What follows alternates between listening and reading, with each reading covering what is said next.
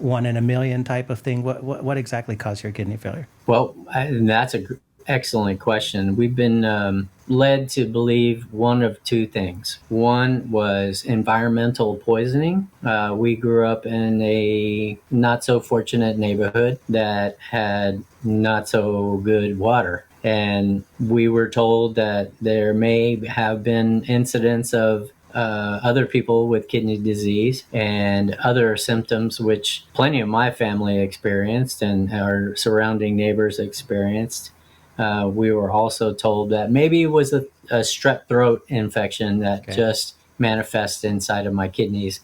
And, that kind of, I don't know if I believe that or not, but I know it happens. You're listening to Musings with Morales, brought to you by Dialysis Education Services. Hey, welcome to Musings with Morales. I'm Morales, and I'm really excited about today's episode. Got a good friend of mine, somebody who's over the years become more of a brother to me, but I guess we met up about 10, 12 years ago, Sam.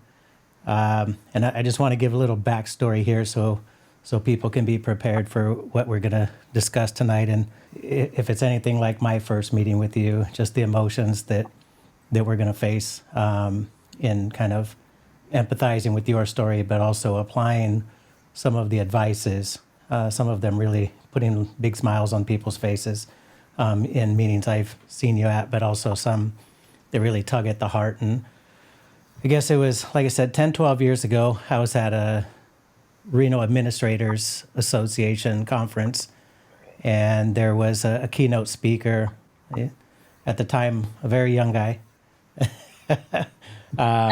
But he was telling his story. Really, it was a story of triumph, but a story that just involved everything that you'd see in any good book or any good movie. There was love, there was heartbreak, there was triumph, there was just lessons that go beyond, I think, what could be captured in that initial meeting. But I guess there was about 200-300 people in this meeting, and I want to say about 15 minutes into the conference or Sam's presentation, I started to feel this burning in my eyes, right? And like I had something in my eye, I guess is what you would say, or I had some allergies or something like that. But I looked around the room and everybody had the same allergy or the same smell of onions. Just the room was in tears. And these were people who have had and have been in the industry for decades. They've maybe in their minds and maybe in some of our minds seen most of what they would see. But Sam's story really struck a chord with, I think, everybody in the room. So I want to welcome Sam Trevino to the podcast today. Sam, thank you so much for taking the time. I think you're 2 hours ahead of us here in LA, so you're about 8:30 p.m. Which part of Texas are you in? Fort Worth, Texas. Thank you, Sam, and welcome. Oh, it's my pleasure, brother, man. It's always a pleasure to hang out with you, even if it's online. So I brought my lucky handkerchief because I knew we were going to maybe become a little bit emotional. So I know every time you and I speak, we have this emotional time together. So I really appreciate that for, your ability to connect like that. You're gifted, brother.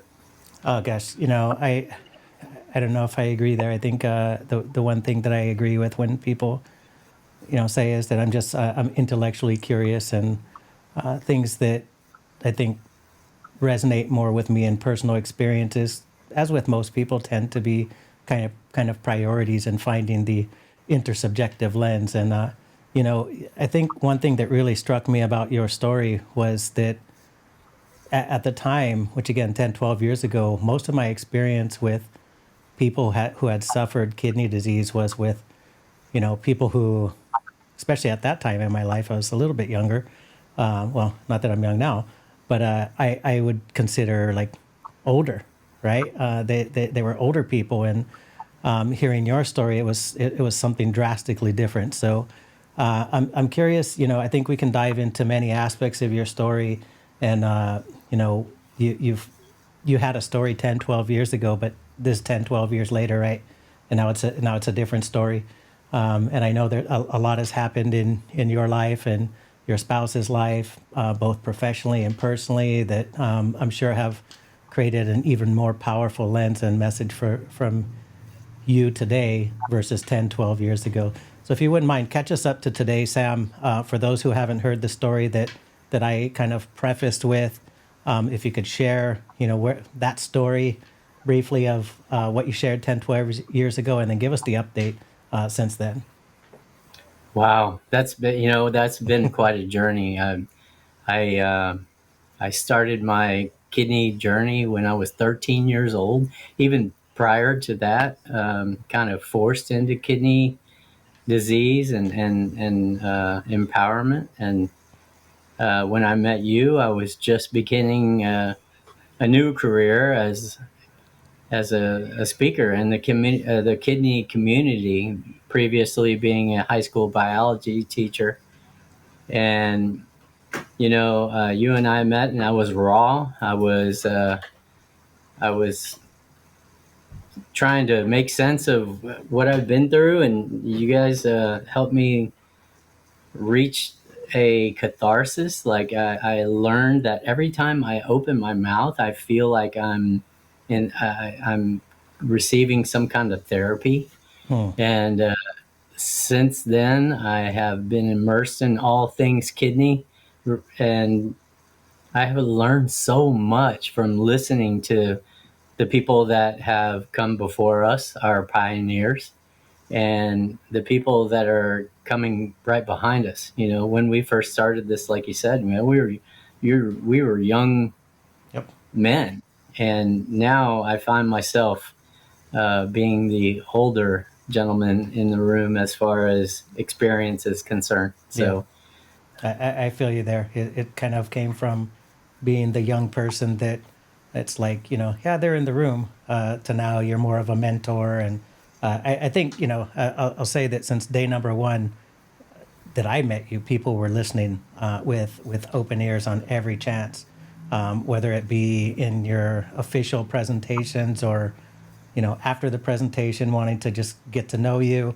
You've been somebody who's actually extended yourself to people that you meet at the conferences, and it looks like even when you go out in your gig, that you kind of create a community everywhere you go, and you take that with you, as far as an audience to mentor. But like you said, you've learned so much from these different people.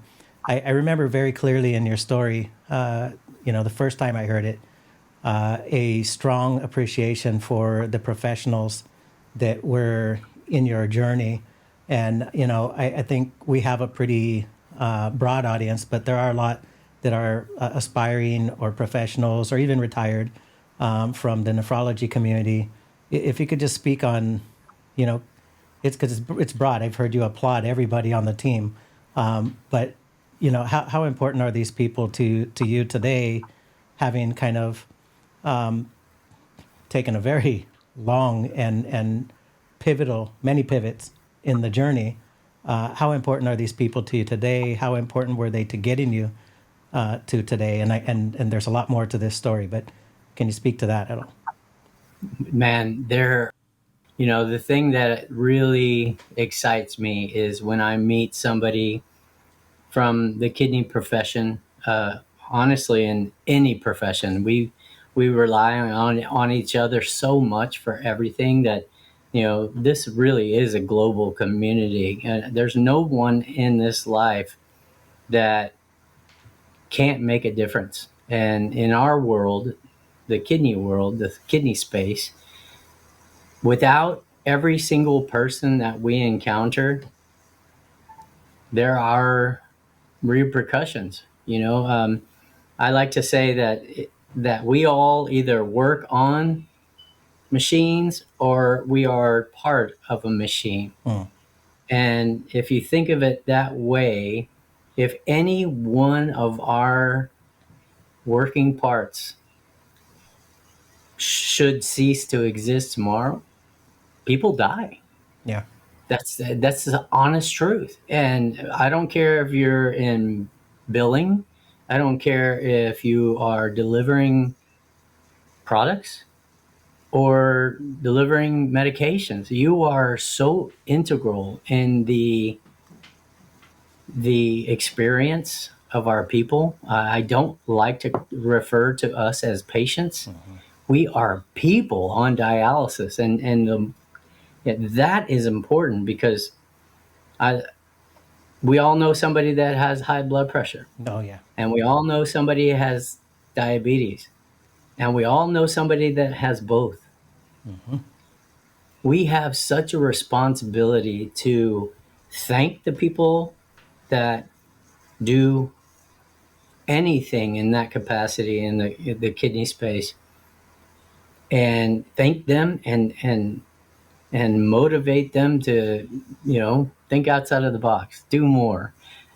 A little bit is better than nothing every day. And I see our people, our technicians, our nurses, social workers, dietitians, drivers, doctors. I see them do more and more each day, and oftentimes I feel like that our job is a thankless one, but it's not. I am your finished product. There are so many of your finished products out there that you would be amazed if they all lined up to say thank you to you. And until those people find their voice, I want to be that voice. Thank you. Thank you for having this show, Mike. I mean, like, thank you, Paco, man. Thank all of you for playing your part, because now we're saving lives. I can tell you, it's pretty cool to see the production that we've done here. It's small and humble, but at the same time, it involves people that care and know and have experienced, but it also involves people who don't know, have not experienced, and now are starting to care, even prematurely, right? They haven't experienced kidney disease in their family. They haven't experienced it personally, but they're really behind the message of, we're not just focused on kidney disease in the podcast, but it's kind of the root of entrepreneurialism for me. It's the root of professionalism for me, something that I'm extremely passionate about, and I know is an underserved message, not just in awareness, but kind of what that journey looks like. My daughter actually is watching us. Her name's Camila, and she's an LVN. I think you met her, Sam, at a conference one time along our journey here. But she's an educator at the business I own, Dialysis Education Services. I think I messaged or mentioned to you the other day that every class we have, within a certain portion of the class training dialysis technicians, we want them to really, it's module 2 in the core curriculum, if you're familiar with that textbook. It's really the patient, right? It's like what they're going through, not just from the disease process and the complications, but what's going on at home, what's finances, love, relationships, the ability to be the helm of a family, these sort of things, right? Careers.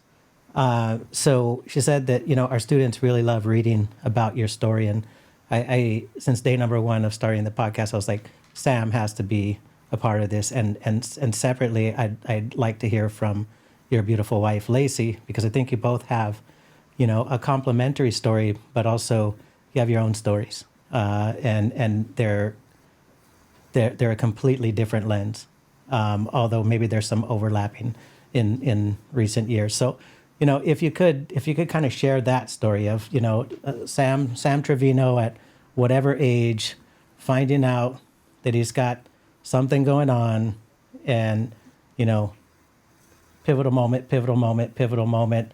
Now Sam Trevino, a kidney professional, right? And I'll say a rock star, kind of known everywhere we go, not just by face and story, but also by charisma and outfits. You're one of the most fashionable people on Halloween for sure that I've seen. So give us that story, Sam. Well, meeting Lacey was definitely the turning point of my life. I'll tell you, her first words to me, and she's gonna come back with a, her first words to me were, "I don't think so."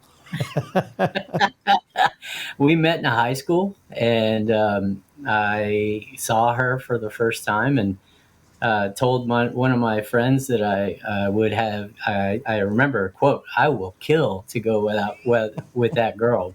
And he spoke up and said, "Hey, he wants to go out with you." And she turned around real fast, and I tell people it was like a slow motion movie. Long blonde hair, blue eyes, braces, shing. And she turns, and she's 16 years old. Man, we're in high school, and uh, she turns and says, "I don't think so."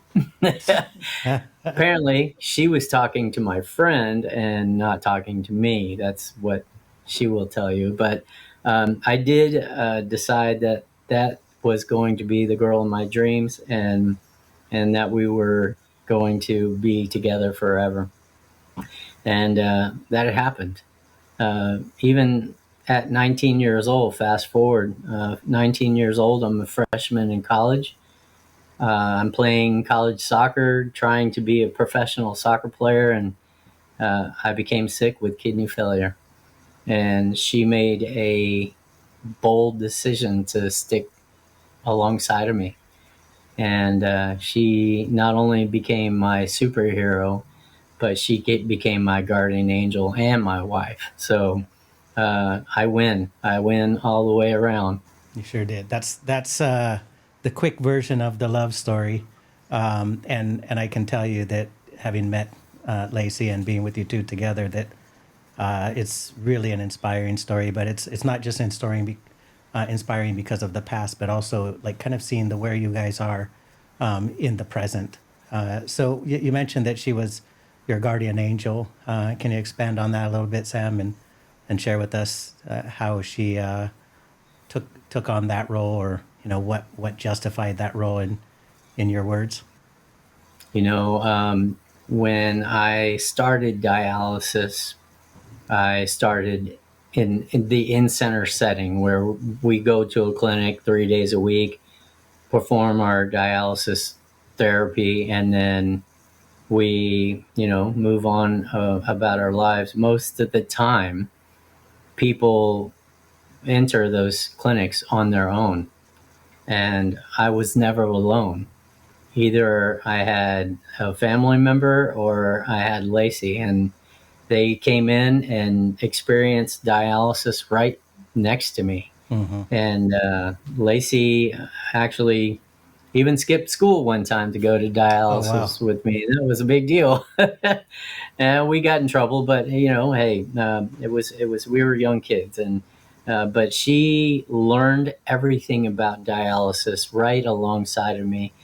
I often say when we talk about dialysis, I say we Yeah. went to dialysis. We were on dialysis because kidney disease has a ripple effect, and it affects everyone, not just the person in the chair. It affects our friends, our family members, us. We wouldn't be having this conversation if kidney disease didn't exist. Yeah, I agreed. I told a story on a podcast over the weekend of a patient I had that actually had quite the different experience than you did with the love of your life. I'm just, you kind of said she made that decision. I mean, I'd like to dive in a little bit if we can, Sam, to like, how does that hit you? To think all the way back then that this person in a very young state of life took on such a mature decision to stand by your side, in some cases stand at your front, in some cases stand at your back, right? I mean, but to really, I know Lacey very well, And there is not a more loyal, protective, just advocate for their man. Like you are her man. How does that hit you? Like, what sort of emotion did you have at the time? Looking back on it, what does it tell you about yourself and about the relationship as a whole? It, it's amazing. I stand in awe of everything that she has done for me and my family. Many of you know this, that kidney disease runs in my family, and we've dealt with other family members that needed help and an advocate, and she has been there not only for me, but she has been there for the majority of both of our families. And she's I definitely love to call her my guardian angel. And she has really been there in the tough times. Even outside of kidney disease, I happen to be fortunate enough to have a stroke, and lost the ability to talk. Had to have major brain surgery, and she was my bulldog then. I'm super blessed. I'm just blessed because we, in this business, we run into a lot of people that are on dialysis who have lost their significant other. Yeah. And disease is not easy, but everyone has their dis-ease. We said for better or for worse. And we stuck to that. And the only way to stick to that promise is to communicate constantly, pray together, and literally be one, act as one. And I always strive to do what's right by her before I do anything for myself. So Sam, you mentioned did you say 19 years old when you found out? Yeah. 19. Yeah. So this is a young man. You are Hispanic, Chicano. What's your nationality? Yes, I'm Mexican or American. Mexican American. So we know that there's an increased prevalence, incidence with the Hispanic population. If I remember correctly, you had if you could share with us what caused your kidney failure. Was it something that was attributed to kind of lifestyle? Was it something that was genetic? Something just random and one in a million type of thing? What exactly caused your kidney failure? Well, that's an excellent question. We've been led to believe one of two things. One was environmental poisoning. We grew up in a not so fortunate neighborhood that had not so good water. And we were told that there may have been incidents of other people with kidney disease and other symptoms, which plenty of my family experienced and our surrounding neighbors experienced. We were also told that maybe it was a strep throat infection that just manifests inside of my kidneys. And that kind of I don't know. I don't know if I believe that or not, but I know it happens. So that's I kind of hear that a lot when there's an unknown etiology. Is strep comes into play. That's actually I had a family member who had kidney failure, and it started with strep throat, uncontrolled, led to kidney failure. Then they started kind of teetering on either like a glomerulonephritis or a pyelonephritis. And is that something that also was part of your possible diagnosis as well, was the glomerulonephritis? yes, it actually was. But another close family member of mine, my brother, also came down with kidney disease with a different disease. And so I don't know. I Where you did you know, grow up, Sam? Again, which part of Texas? Or South Texas, Dickinson, Texas, so- actually. I mean, it's interesting. I hadn't heard that part of your story actually. That there was possibly some water contaminants, and when you think about water and safe drinking water, that's actually a big deal, right? When we think about the dialysis world, we're really focused on water as well, meeting safe drinking requirements prior to utilization treatment in the hemodialysis process. But in some places, we know across the United States, there is not safe drinking water.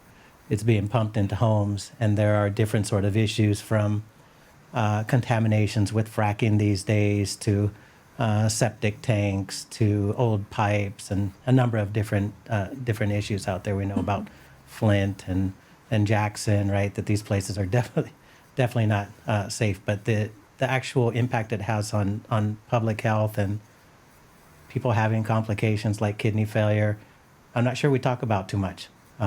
So I'm glad that you at least shared that was one possibility, and just another lens we could have on public health. So we talked of the kidney failure, the type of kidney failure, the age of kidney failure. You were playing soccer. You were in love with the love of your life. Fast forward, you talked about we did dialysis. Did you share with us the transition from dialysis care settings to where you're at today, as far as replacing the function of what was your native kidney function? Sure. So when I began dialysis, again, I was 19, Lacey was 18 years old, and we stayed in center at a clinic for 7 years straight. And there was such an empowerment in those clinics. Back then, self-care was not a bad word. Self-care was encouraged. And we were told, not asked. We weren't politely persuaded. We were told, you're going to be on dialysis and we are going to teach you how to take care of yourself. You're going to sit here, so therefore you will learn. And we learned everything from the wheels of the dialysis machine to the IV pole, everything about that machine. And within 3 months, I was only 3 months on dialysis. I was self-cannulating, putting my own needles in.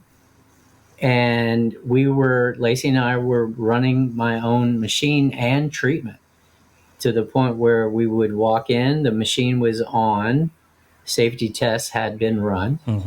So we walked in, strung the machine, we put all the tubing on the machine, I self-cannulated and initiated treatment, ran the entire treatment, discontinued treatment at the end, tore down the machine, hit disinfect on the machine, and walked out.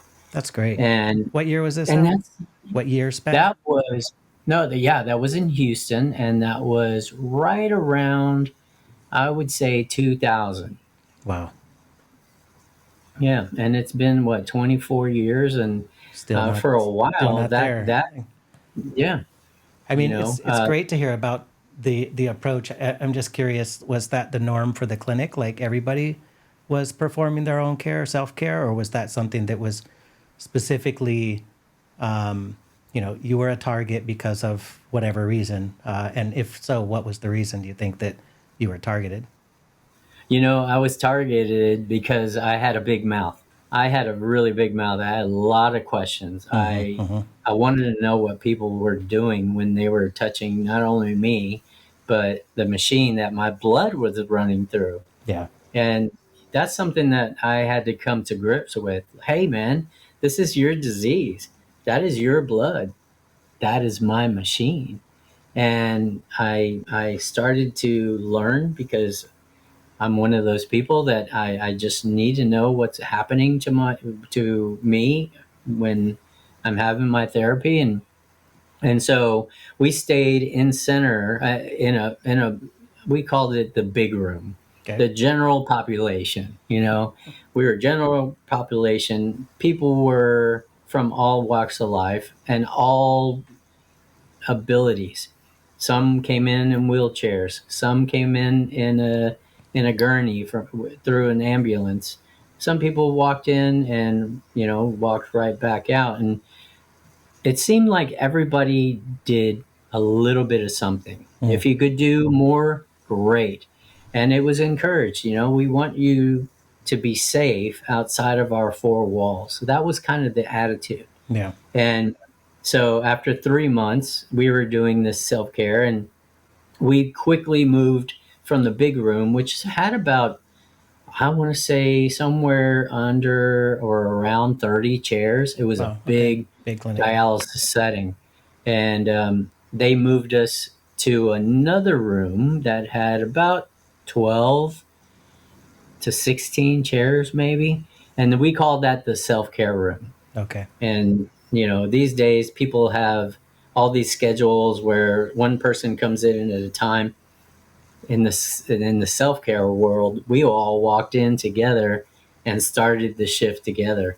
And we didn't need anybody looking over our shoulder to tell us how to perform our therapy from start to finish. We had each other.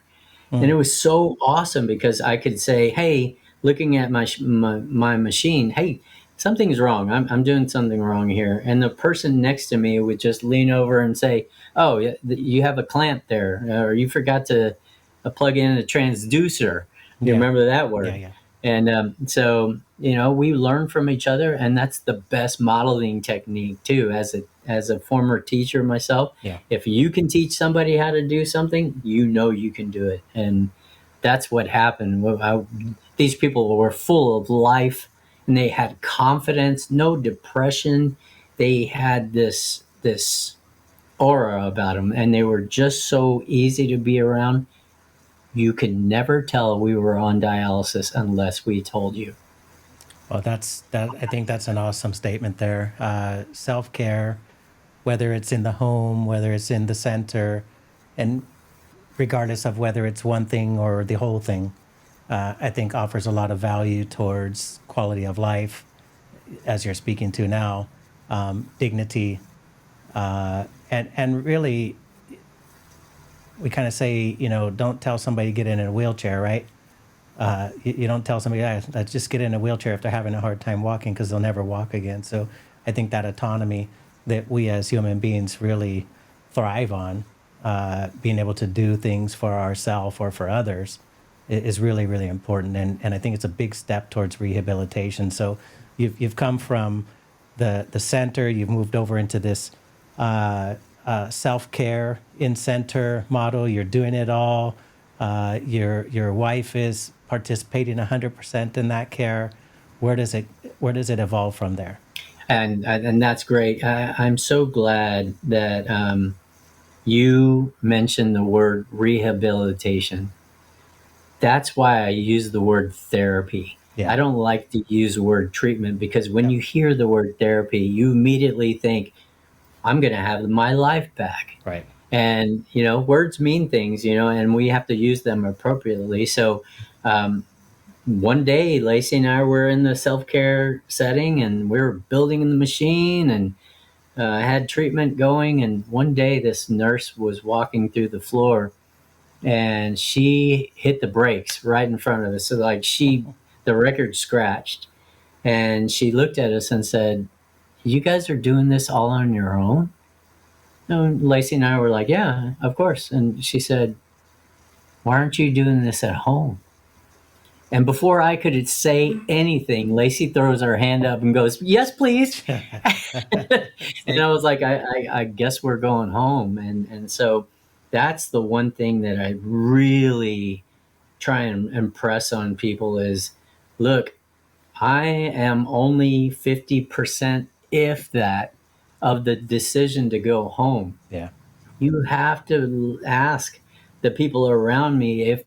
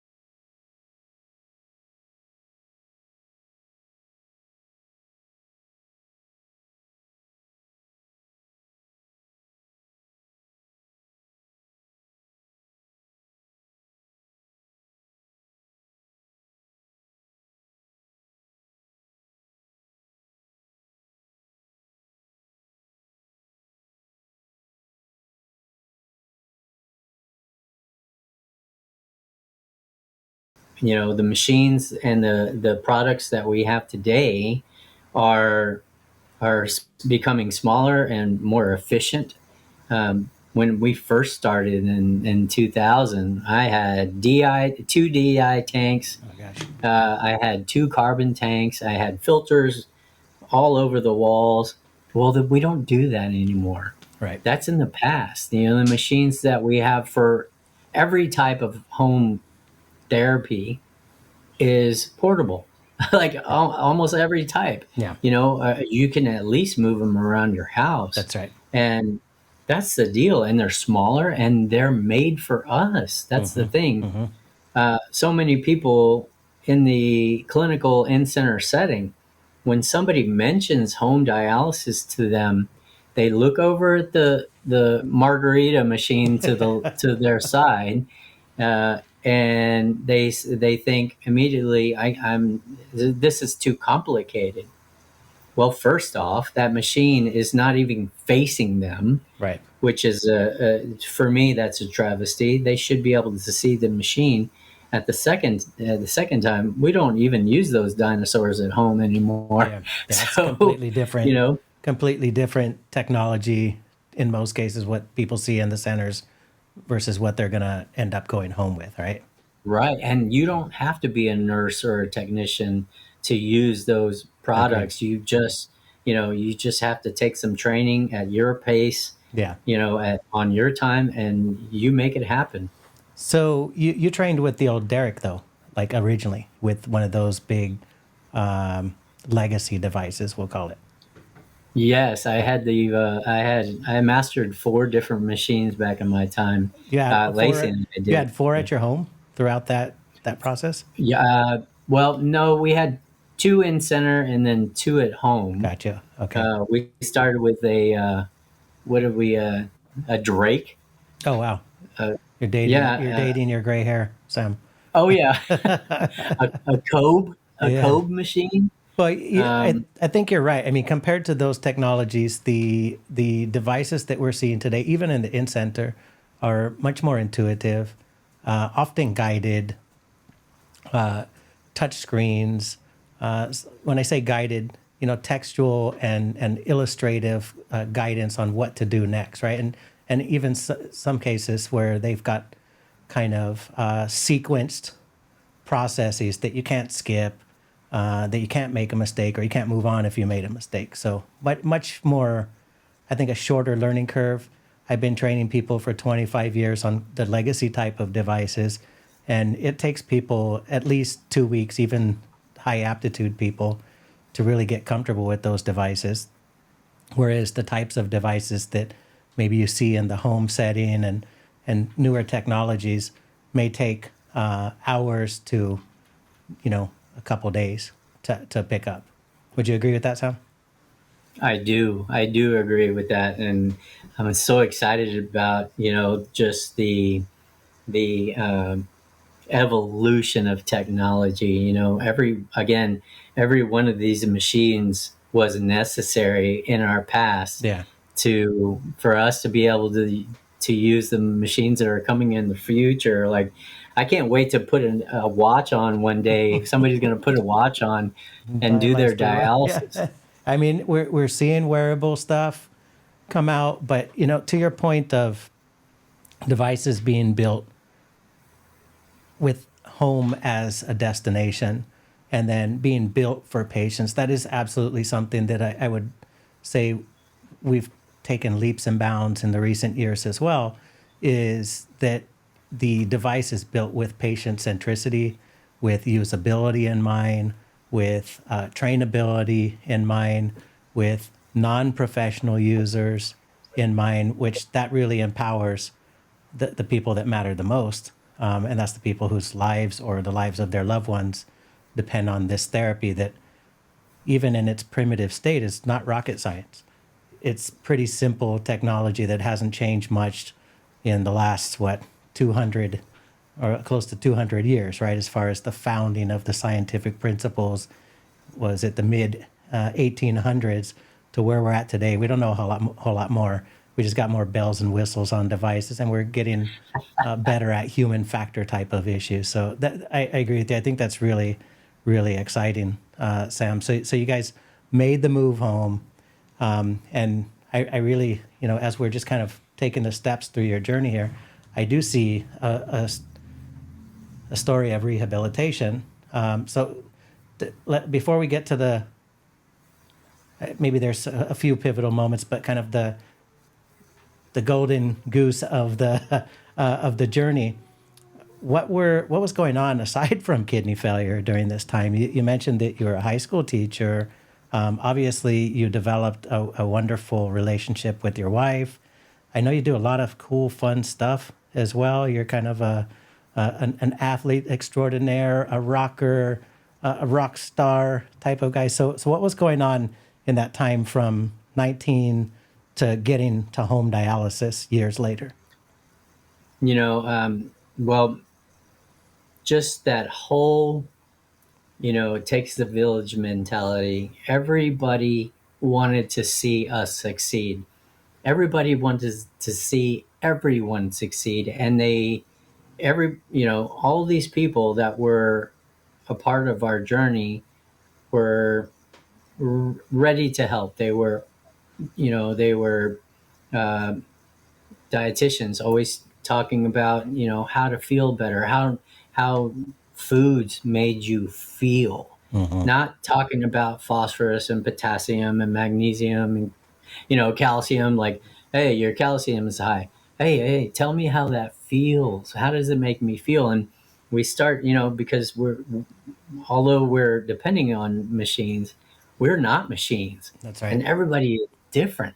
And so it takes, you have to plant a seed, and plant a seed and plant a seed, and eventually you'll have a garden.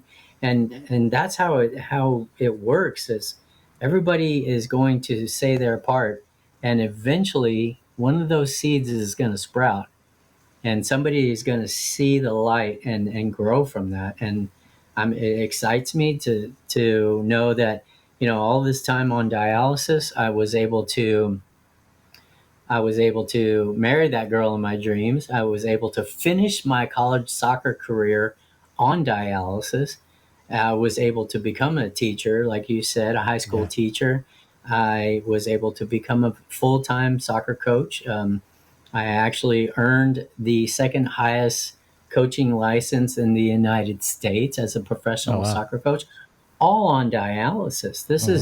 That's something that I impress on people, is dialysis is not a death wish. That's right. We should not be approaching people going, oh, poor you're on dialysis. You realize if any other major organ in our body should happen to fail, we're screwed, man. We are screwed. But the kidneys, if they fail, well, you have a second chance at life. How about that? Yeah, that's a pretty cool thought, actually. So you chose to live on dialysis. Go live it. And that's what we did. When Lacey and I first started training at home, I took a machine home. We took a couple of machines, but we had one in particular that was, it was the first ever portable hemodialysis device. And that allowed us even more freedom to live our lives. And as a matter of fact, like I said, most of our home options are portable these days. And so we started traveling, and we thought all of our travels were going to be fun and exciting. Well, they were exciting, fun. We took our first machine home, our first portable machine home, to Houston, Texas. And 12 hours later, Houston kicked us out for a mandatory Hurricane Rita evacuation. Oh my God. That was like, we walked into the house with this brand new technology, and then next thing we know, we're like, we're running with 1 million people from Hurricane Rita. Just that was 1 week after Hurricane Katrina leveled New Orleans. 2005, Sam? Is that right? That was 2000. That was 2005. Yes. Yep. Wow, Mike. I think I only know that because of listening to your stories. Yeah. and remembering Hurricane Rita. But yeah, so 2005, Yeah. on an evacuation, taking a device out of your home, evacuating. What was that like? I mean, I think I remember this story, and it wasn't just an easy trip out of Houston. No, it was sweltering Texas heat. It was it was supposed we were supposed to take an hour and a half drive north out of Houston to safety, and that turned into a 21-hour bumper to bumper nightmare. And you name it, we saw it. We saw animals dead because of the heat and no water. Mm-hmm. We saw people have to relieve themselves right next to their own cars Yeah. because nobody was moving, Mm-hmm. and people running out of gas, running out of water. Wow. Um, it was a frightening event, and because I had that dialysis technology, I had some comfort. See, we all know that people on dialysis, we are ticking time bombs. If we don't receive therapy in a certain amount of time, things go terribly wrong. Right. And thank God I had this technology in the back of my truck. Halfway through this 21-hour evacuation, we were able to pull over at a friend's house halfway between our original destination and our final destination.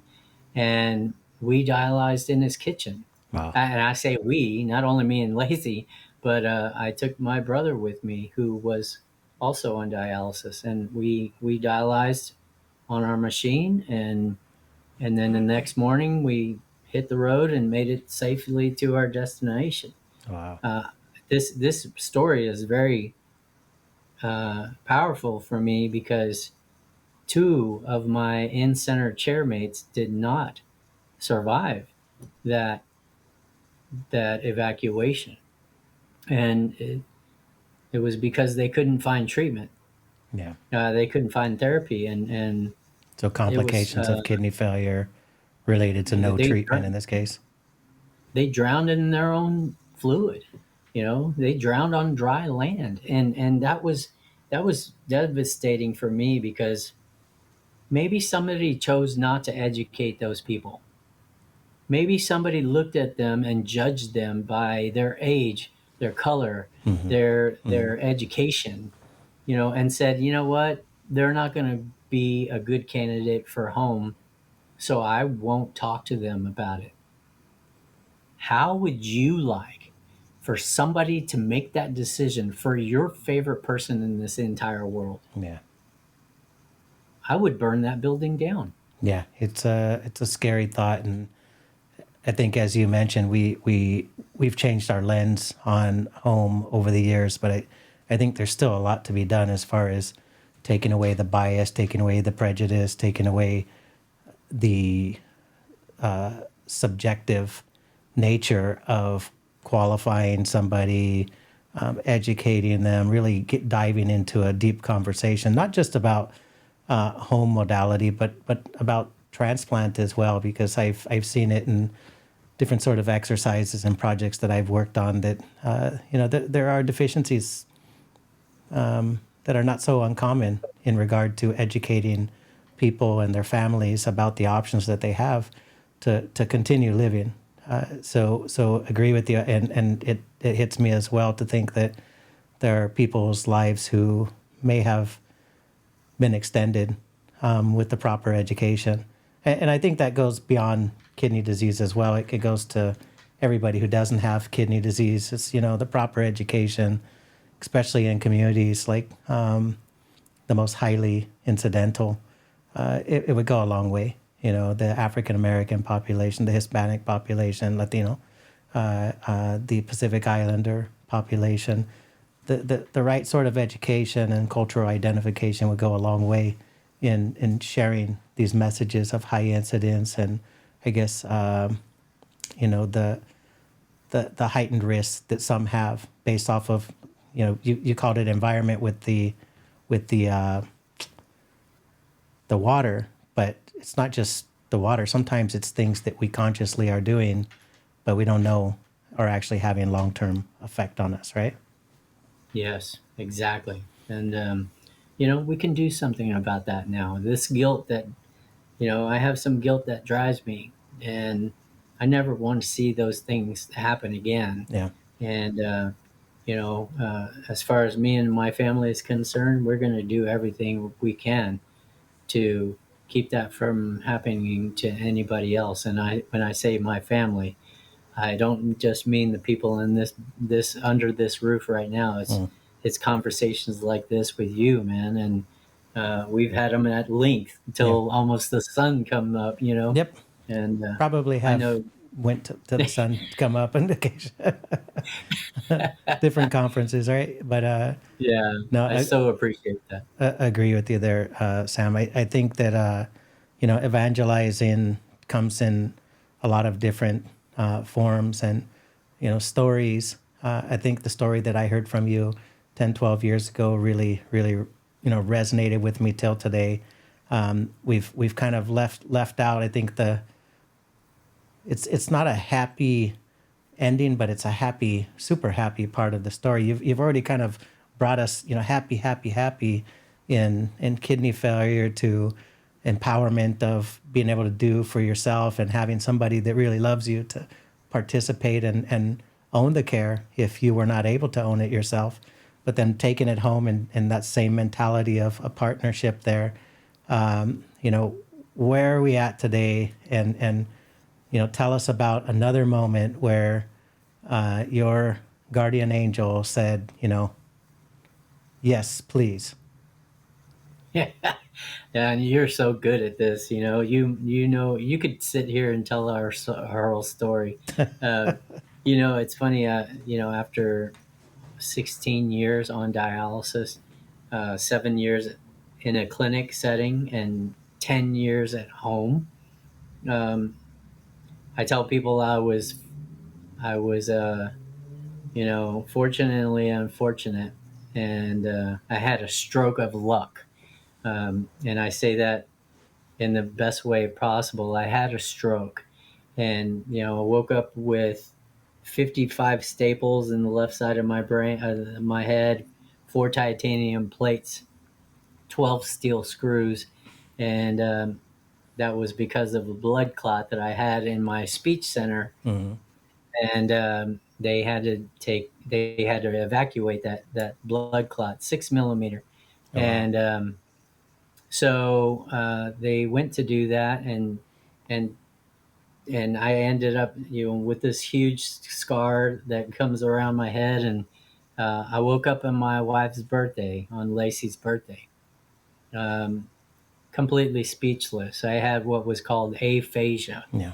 and that's the inability for your brain to communicate with your mouth. And I woke up on Lacey's birthday unable to speak. And I would go to spend the next 21 days in neurological ICU, in complete silence, with a piece of paper with the alphabet on it, trying to spell my way through my day, and having Lacey translate charades for me to the medical staff. And she was amazing. And I went through 3 months of therapy, speech therapy, all kinds of stuff, and had to learn how to speak again. I was told I may not never speak again, and you know, you cannot shut me up now. So I'm that glad was you a said it miracle. because I was trying to figure out how do I say this in a joking way. Yeah, like, you got it. All right. We know each other way too Yeah, well, yeah. and so after about 3 months of speech therapy, and learning how to speak again, and returning into the high school setting as a teacher and coach, I was found myself talking to Lacey again, and I said, "Hey, oh, actually, I'm sorry." In that very last couple of days in the hospital, I met a lady. I'll call her an angel. She was a nurse, and she came into my room, and she looked at my chart and said, "Mr. Trevino, you're a dialysis patient?" and I couldn't speak, so I just nodded yes. And she said, "Why haven't you had a transplant yet?" And in my experience with transplant back in the day, starting in the 80s, I had already seen several transplants go not as well as they should have, and people rejected. And so I thought, no thanks, not for me. And she was pivotal in this story. That's why I say I had a stroke of luck. She sat down on a stool, eye level with me, and said, "Well, I'm a kidney transplant recipient, and I only stayed in the hospital 6 days. I had just spent 21 days in one of the worst places in the hospital, neurological ICU, and she planted a seed. She let me feel her kidney in her abdomen, and she walked out of my life forever. And I still talk about her to this day, obviously. Yep. And then one day I found myself talking to Lacey after all of my speech therapy. I was actually able to talk. And I said, "Hey, what do you think about me having a kidney transplant?" And she put her hands on her hips like a superwoman would. And she said, "I want to be tested as your donor." Wow. And I made two mistakes. I actually laughed at her. Never laugh at your significant other when they're being serious. I know that now. But two, I told her no. And this is something we hear in the dialysis world all the time. I have a loved one that wants to give me a kidney. However, I don't want to do that to them. Yeah. How many times have you heard that in your career? Yep. And who are we, first off, who are we to take that blessing away from somebody that genuinely wants to give? And at the same time, when I said, "I don't want to do that to you," to Lacey, she looked at me and said, "You're already doing this to me." Wow. And at that very moment, I realized that my disease was affecting everybody around me. And I had to do something about it. And so I said, "Yes, let's go, talk to the doctor." And we went and spoke with the doctor, who also had a negative bias. When we told him the news that Lacey wanted to be tested to be a donor, we went to speak with the nephrologist, and he shared his negative bias with us and said, "Don't waste your money. Don't waste your time. There's less than a 9% chance that you two will be a match. So forget it." And Lacey said a couple of words, pretty much, "You said there's a chance." I'll leave it at that. You said there's a chance, and I'm not going to leave this place until I know differently. And he agreed to have us tested, and against all 9% odds, we were a match for Lacey to be my donor and move on with the process. That's so crazy, man. And I kind of remember over the years the slow motion blonde hair, right? The turning and the sheen, the braces, and I seem to remember maybe one of your presentations. I knew she was my perfect match right there, and where are we at that moment with proving of the doctor wrong is another perfect match for you, and so we went through with this. I'm assuming, Sam. I know, actually. Yeah, We went through this. we did. And testing to be a kidney recipient or a kidney donor is not easy. I'll tell you that. You have to go through all kinds of medical checkups and dental checkup, heart, lungs. A real physical. I had Full to do. workup, huh? Yeah, full workup. I tell people it's kind of like, trying to be tested for, to be an astronaut. I mean, they're going to check everything. And, but we were a match, and we were asked by, I even had to pass a psychological exam. If I can do it, Yeah. anybody Yeah. can. And we were all set. Everything was great, but then the financial team came to us and said, "Hey, we know your teacher, high school teacher Sam, and Lacey was working. She was working a like a part-time contract job because of all the things that she was doing with me, Yeah. and so they said, how are you going to be able to pay your bills for a minimum of 3 months and recover at home?" And we didn't have an answer for that, but along the way, through our empowerment with kidney disease, with these portable machines, with people telling us you can do this, we made a lot of really good friends. We met real rock stars. We our love in this life, our passion in this life is live rock and roll music, and we love that. And so we were going to all these shows in Austin, Texas. If you know anything Yep. about that, it's the live music capital of the world, Yep. and so we I'm went looking for there another several. excuse to go there actually, but it's been years. Yes, we should. You let me know when you're going. I'm coming. For sure, man.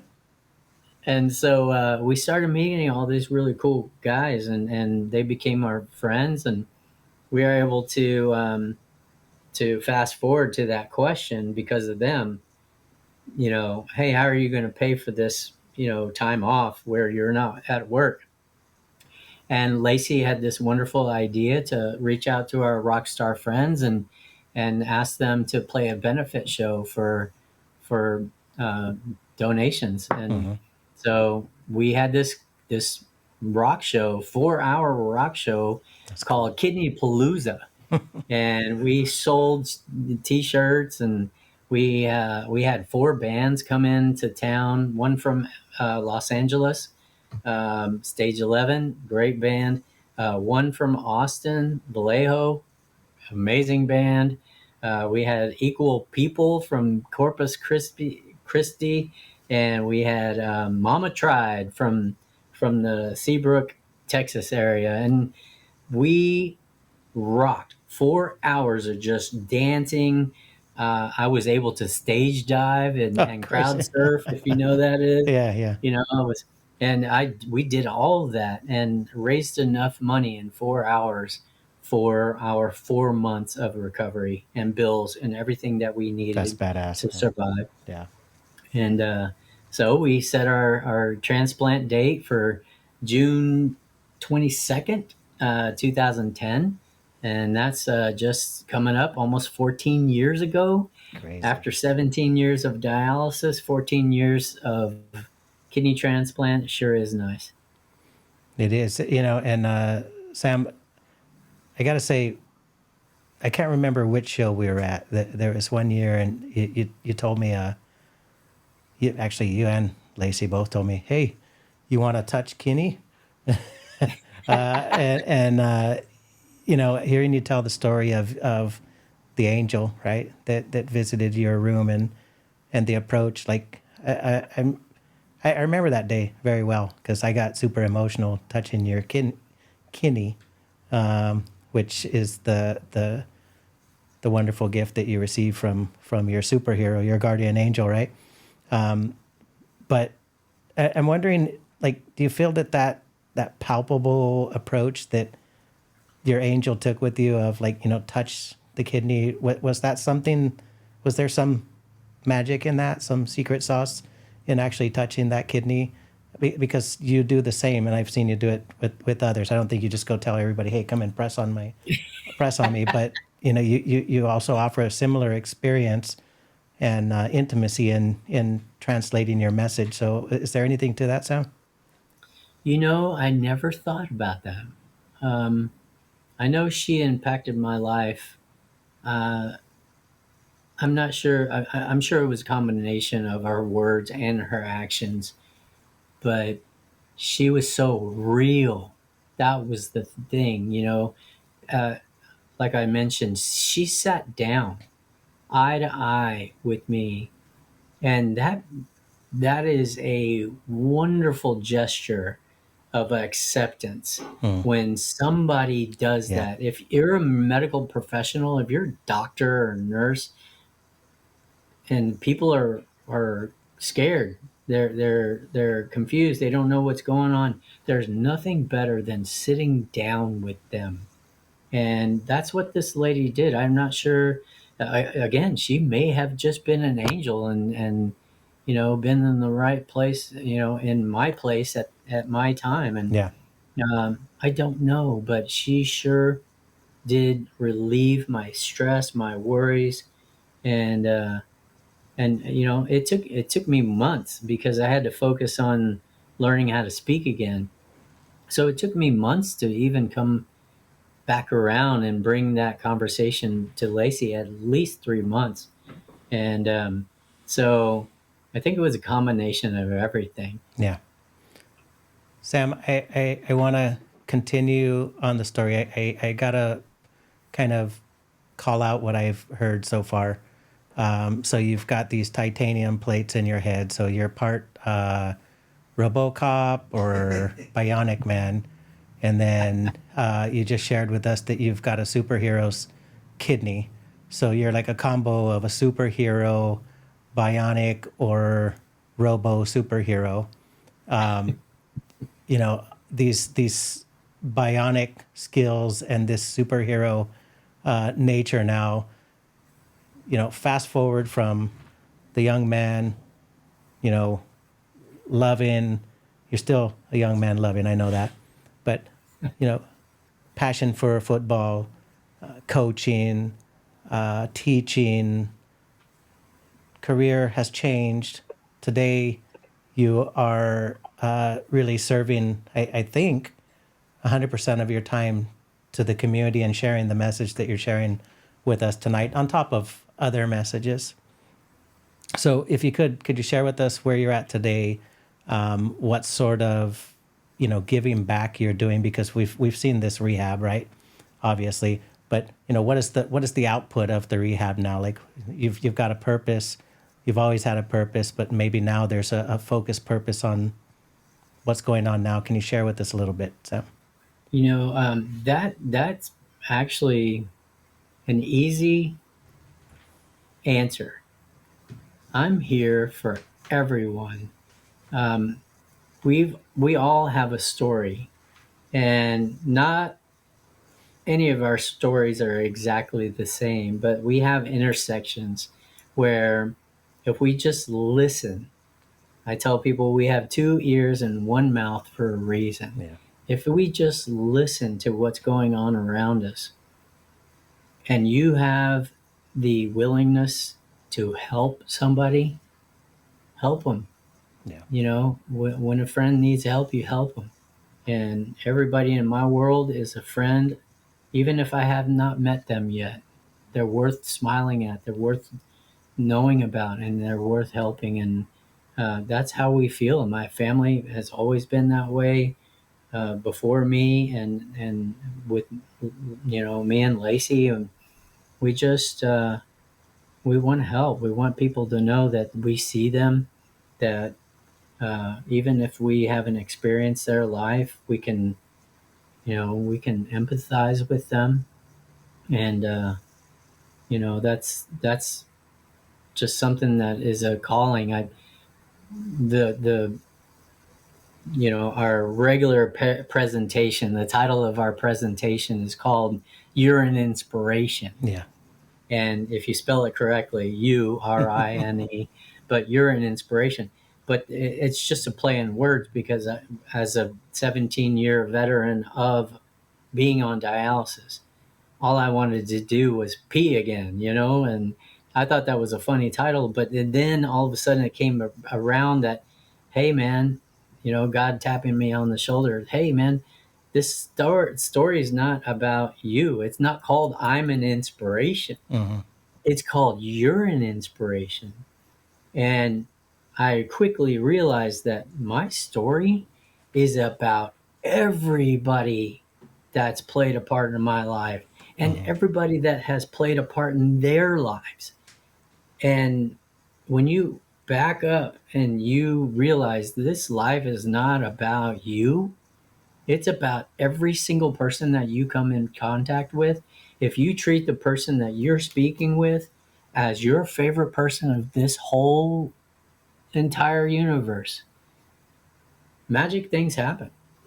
And, it's not only therapeutic for them, it's therapeutic for me too. I always come out of these conversations feeling a little bit lighter. Yep.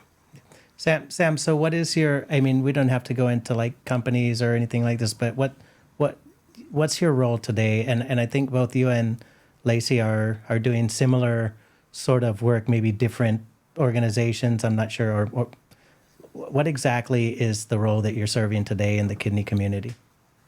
We're all about advocacy. Advocacy. People on dialysis and their families, their potential care partners. We also advocate for our staff, all of them. Technicians first for us. Yeah. Our technicians have done so much for us that they are some of my favorite people in this entire world. Technicians, nurses, and then on the way up, social worker, dietitian, doctor, and they go all the way up. And I want people to realize that they are just as important in that machine, no matter what piece they are and what part they serve, what role they serve. They are just as important as the CEO of that company. Agreed. So I have two questions for you, Sam. You mentioned the advocacy, so I want to come back to that. But I again, two questions, and thank you for taking the meeting so late this evening. One, I met you at a professional conference. It was kind of the way that you want to get your story out in this community, you go to professional conferences, right? Or you want to be known or know people, you go to professional conferences, find people of like mind, people who want to advocate, people who want to grow, people who want to see the best level of care, right? So first question is, in developing your community, which has led to a profession, even, how important are those sort of conferences? What role have they had in your growth, and Lacey's growth in sharing your message? Well, those conferences to me are like a breath of fresh air. You start to understand where everybody is coming from, and the more minds, the merrier, and people start collaborating, and you see, especially when it comes to us, Lacey and I love being the bridge between people, and such as yourself, man. When I meet somebody that needs to meet Mike Morales, I'm like, hey, man, get over here. And this has to happen. I think you've done that a few times, and vice versa. Yeah. It has to happen. It's like building new neuron pathways in the brain. Yeah. And this brain just becomes stronger and sharper and more agile. And so we're just like this little spark that you see these pathways start going crazy. And that's how I picture it in my head when I go to these big conferences and I have the opportunity to just take it all in and then blast it back out. Yeah. And Lacey's the same way. She's amazing in a group of people. She just blows it out of the water. Yeah. It reminds me, we had a gentleman named Omar Khatib on the podcast a couple of weeks ago, and he speaks of something in the sales world called the network effect. But I think the same thing applies to advocacy, evangelism, wanting to share, stories that are going to impact people's lives in a positive way. So second question, and then we can close out, and I'll let you get back to some rest, Sam, and appreciate Lacey for sparing a little bit of time of yours tonight. You mentioned the role of an advocate, and then you mentioned that to patients or people suffering from kidney failure, to their families who are affected equitably by kidney failure or kidney disease. But then you also mentioned the professionals, and I'd be curious to kind of throw the lens of like advocacy. Advocacy is speaking up for, right, and speaking on the best interests of a party or of an individual or a group. I think on the person who's suffering kidney failure or their families, I think loud and clear what you're advocating for is, the empowerment, the humanity behind care, the conquering or at least the attempt to address fear and angst in the delivery of messages.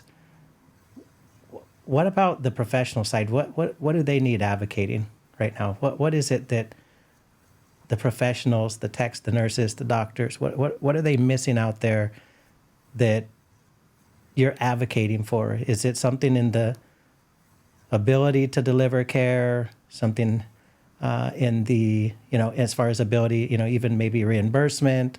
Is it the same pathway of empowering through education, or is it something completely different that I'm missing here?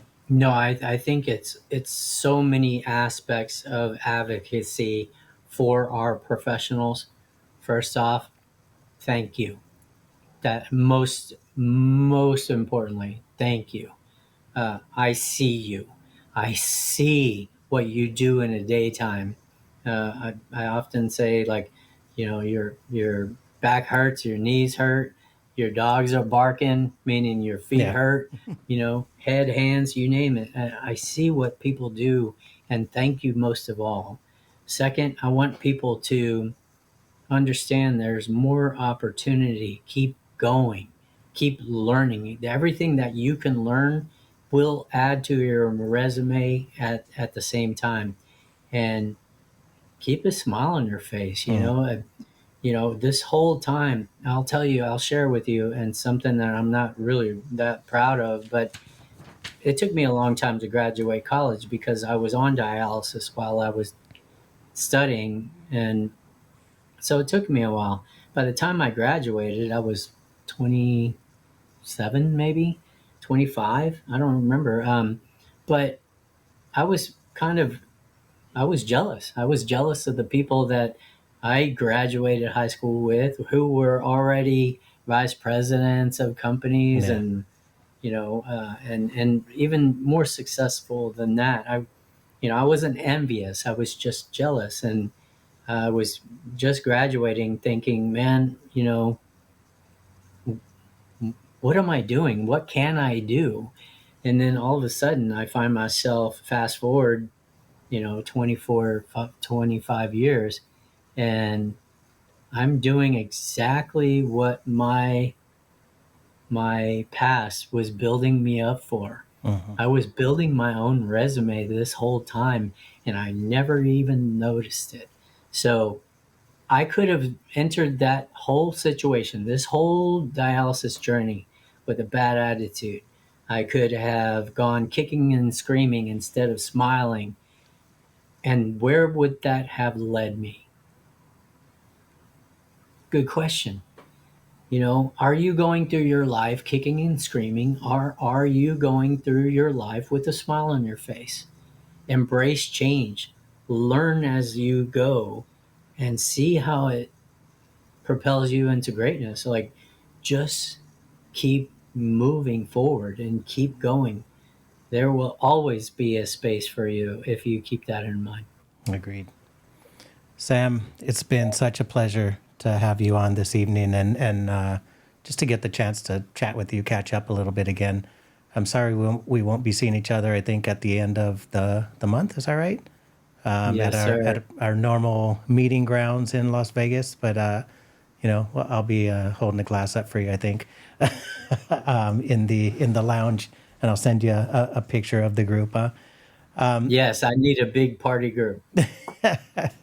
But Sam, I want to close out, and something that I think we've missed. So I'm going to ask you to leave this piece of advice or this guidance for us, because it's one of the things that in most of your presentations that really stands out to people after they've shed a few tears from the rest of your story. You mentioned sometimes, I believe it was when you were in that neuro unit, where you were holding signs up in the elevators, just because you kind of saw the same thing day in, day out. And I think a lot of us in healthcare, we fall into thinking we see the same thing day in, day out.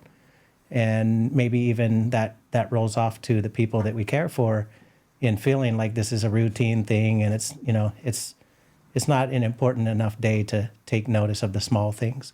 So could you share with us, the stories of holding signs in the elevators and how important that is in life as in general, but especially in the circumstances that we find ourselves revolving these days? And thank you for bringing that up.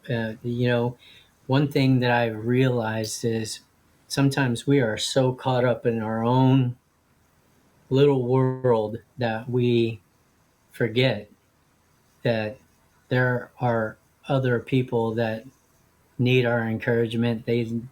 You can save a life with a smile. Yeah. You can save a life with a joke. And while I was being hospitalized with my brain surgery and the inability to speak, I think my eyes opened even wider because of that. And within that 21 days inside of neurological ICU, the one place that I hated and dreaded the most was the elevator in the hospital. And I had to go daily to have CAT scans of my brain. And I also had to go to the dialysis floor. So I was taking several trips per day to different areas, but floor to floor. And I was just noticing the people that were in the elevator with me every day. They were in need of, they were in need of a smile. They were in need of just some good news, something. And they were all hurting, whether it was a doctor, so intent on doing his work right there in the elevator. They didn't look up. There were people like myself that were sick and they were tired and they were just trying to keep it together so they can stay alive.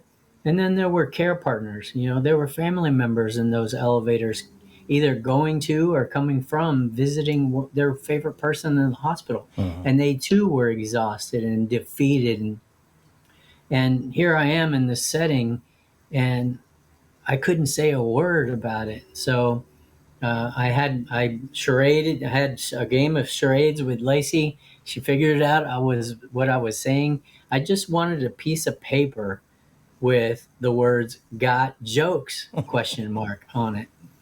And every day I went into that elevator and held that piece of paper folded in half. And when the doors closed, I opened that piece of paper and I popped it as loud as I could. Pop, pop, pop, pop. And people would turn around and look, and it said, "Got jokes?"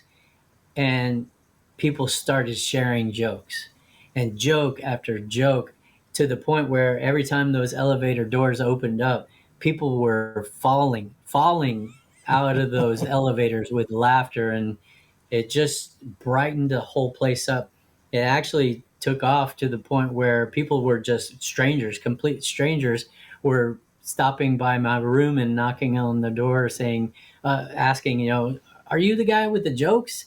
And I was, I couldn't speak, so I'm just throwing up thumbs. Or Lacey was in the room. "Yeah, he's the guy." And people would tell us some of the corniest jokes, but they make you laugh, and that laughter is medicine. Lightens it up. And Yeah. what are you? This is Lacey's favorite one that we heard in the hospital one day. what do you call twin police officers? Twin police officers.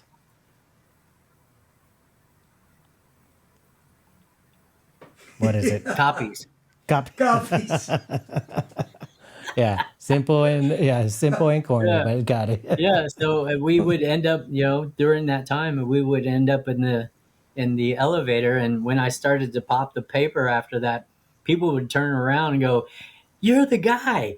Everybody's talking about you in this hospital. They're all talking about you." And it was just so fun and enlightening, and that people were now entering the elevator with some hope, Yeah. or getting off with some encouragement. And it was a beautiful place to be, even though it was a scary place to be. I think I really took home a lot tonight, Sam, as usual. And I got to ask, for the audience that watches us on YouTube, after hearing about this superhero, how excited are you to hear from her? Because I definitely am excited to speak to Lacey, kind of without you, Sam. Yeah. To hear it her way, and really share that story of what it's like to volunteer for love.